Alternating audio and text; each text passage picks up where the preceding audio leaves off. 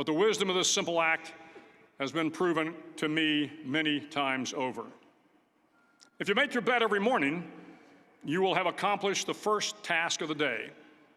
It will give you a small sense of pride, and it will encourage you to do another task, and another, and another. And by the end of the day, that one task completed will have turned into many tasks completed. Making your bed will also reinforce the fact that the little things in life matter. If you can't do the little things right, you'll never be able to do the big things right.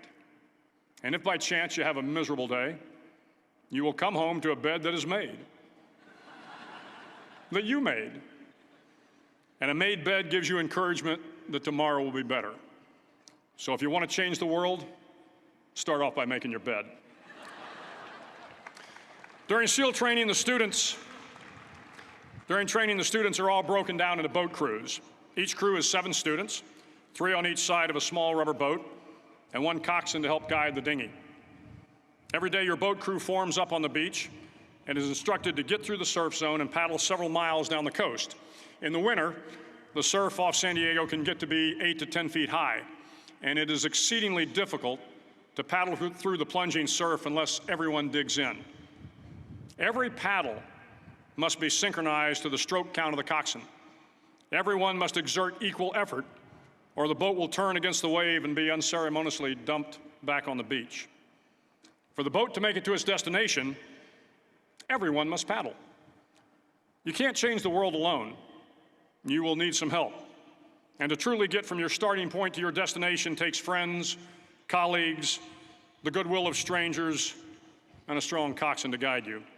If you want to change the world, find someone to help you paddle. Over a few weeks of difficult training, my SEAL class, which started with 150 men, was down to just 42. There were now 6 boat crews of 7 men each. I was in the boat with the tall guys, but the best boat crew we had was made up of the little guys, the Munchkin crew, we called them. No one was over 5'5". The Munchkin boat crew had 1 American Indian, 1 African American, 1 Polish American, 1 Greek American, 1 Italian American, and 2 tough kids from the Midwest.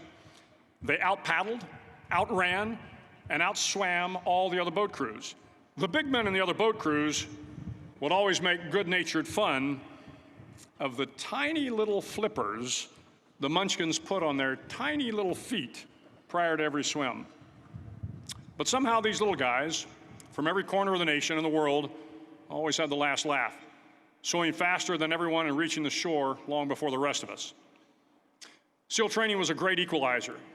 Nothing mattered but your will to succeed, not your color, not your ethnic background, not your education, not your social status. If you want to change the world, measure a person by the size of their heart, not by the size of their flippers. Several times a week, the instructors would line up the class and do a uniform inspection.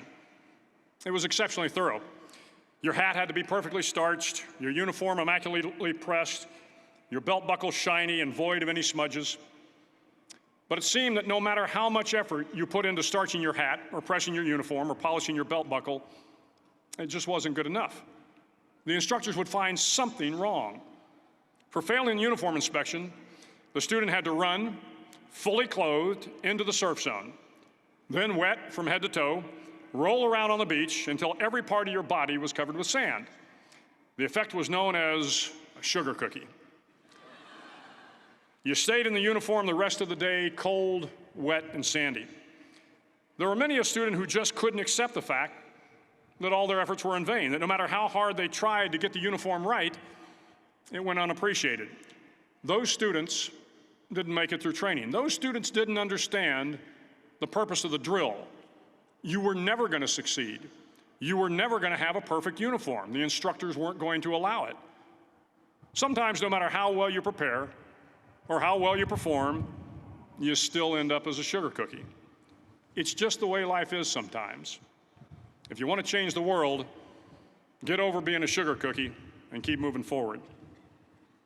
Every day during training, you were challenged with multiple physical events: long runs, long swims, obstacle courses, hours of calisthenics, something designed to test your mettle. Every event had standards, times you had to meet. If you failed to meet those times, those standards, your name was posted on a list, and at the end of the day, those on the list were invited to a circus. A circus was 2 hours of additional calisthenics designed to wear you down, to break your spirit, to force you to quit. No one wanted a circus. A circus meant that for that day, you didn't measure up. A circus meant more fatigue, and more fatigue meant that the following day would be more difficult, and more circuses were likely. But at some time during SEAL training, everyone made the circus list. But an interesting thing happened to those who were constantly on the list. Over time, those students who did 2 hours of extra calisthenics got stronger and stronger. The pain of the circuses built inner strength and physical resiliency. Life is filled with circuses. You will fail. You will likely fail often. It will be painful. It will be discouraging. At times, it will test you to your very core. But if you want to change the world, don't be afraid of the circuses. At least twice a week, the trainees were required to run the obstacle course. The obstacle course contained 25 obstacles, including a 10-foot wall, a 30-foot cargo net, a barbed wire crawl, to name a few. But the most challenging obstacle was the slide for life. It had a 3-level, 30-foot tower at one end and a 1-level tower at the other. In between was a 200-foot-long rope. You had to climb the 3-tiered tower, and once at the top, you grabbed the rope, swung underneath the rope, and pulled yourself hand over hand until you got to the other end. The record for the obstacle course had stood for years when my class began in 1977. The record seemed unbeatable until one day a student decided to go down the slide for life head first. Instead of swinging his body underneath the rope and inching his way down, he bravely mounted the top of the rope and thrust himself forward. It was a dangerous move, seemingly foolish and fraught with risk. Failure could mean injury and being dropped from the course. Without hesitation, the student slid down the rope perilously fast. Instead of several minutes, it only took him half that time. And by the end of the course, he had broken the record. If you want to change the world, sometimes you have to slide down the obstacles head first. During the land warfare phase of training, the students are flown out to San Clemente Island, which lies off the coast of San Diego. The waters off San Clemente are a breeding ground for the great white sharks. To pass SEAL training, there are a series of long swims that must be completed. One is the night swim. Before the swim, the instructors joyfully brief the students on all the species of sharks that inhabit the waters off San Clemente. They assure you, however, that no student has ever been eaten by a shark, at least not that they can remember.